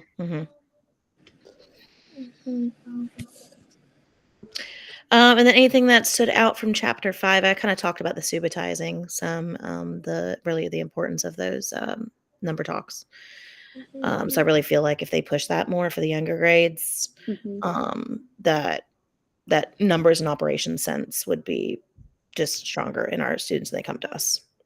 I kind of feel like it should be a requirement in elementary classrooms. That's the thing that stood out to me from chapter 5. What about y'all? Like I said, the importance of using different solutions to solve one problem, because I feel like sometimes it's hard because you're like, is anybody actually going to use this? Yeah, I know. But you do have to, just so you can get all of the students. Yeah, I also, like, I basically said the same thing is like, okay, sometimes like how I know it is different from like how this student's gonna know it. So like it's very like I guess humbling, like be like, okay, my way isn't always the correct way. Like, Yeah. it's not my way or the highway, it's more Right. like what way works for this student. Right. Okay, I'll work on this with you. Like, oh, I'll and also just admitting that like, hey, I don't know how to do it this way. Like, can you tell me like how do you know like how do you do it? Mm-hmm. Yeah. Getting them to talk about their learning for sure. Mm-hmm. Well, so if you haven't gone into an hour and a half, which I'm sure we're past, so I think we're I think good. we're almost at 2 hours. I'm sorry. I'm a talker. We also had a lot of issues, I feel like, at the beginning. Of Yeah, we were trying to figure it out. Yeah. things pulled up and everything. So, okay. So I will make sure I upload. I'll let you know if I have any issues, but I should be fine getting this recording into a way that I can send it to Professor and then upload. I think only the leader fills out the communities of Like the practice. leader only turns in the contract or not The contract. Yep, only one of us turns in the because we all contract. signed it, so then she Right. knows. Like, So I'll download and send that off, and then I'll fill out the communities of practice for. There's like a little template. So whoever's leader next just does that at the very end, and just keep in mind. Oh, and I guess we need to go back to the contract as it goes into later. Do you guys want to do earlier in the morning on Saturdays? Just to get it done so you can still enjoy your Saturday afternoons. I'm not taking up all your time doing this. It doesn't matter to me. yeah, it doesn't matter to me. You guys, your Saturdays are pretty laid back. Yes. Yeah. And I looked, we don't have any games or anything, so Okay. that should be fine. Well, that always allows you too, if you're not fully caught up, to finish the stuff Saturday morning before we get together, so it's fresh in your head. I did mine last weekend, so I had to look back at my stuff. I'm like, I don't remember what I wrote down for these questions. I read last weekend and then I did the questions yesterday, and I was like, this is so much harder. It was nice to do them as I went. Yeah. And the Nearpod as I went, because then I was like, it just made sense. But it was a week ago that I did the things, so I did kind of have to. But this morning I was a little worried. I'm like, I'm not going to remember what I read. All right, and I'll also add to that concerns about the small groups. The question about the meeting 3 date seemed strange that it was on like a Friday. Yes, it was. All right. Well, y'all enjoy your weekend. 3 days. Woo! Right? Woo-hoo. To have this Monday off and hopefully not just be doing grad work. No. That's right. All right, ladies. Let me make sure this ends the recording. Call's being recorded. How do I end it? Stop recording. All right. Stop recording.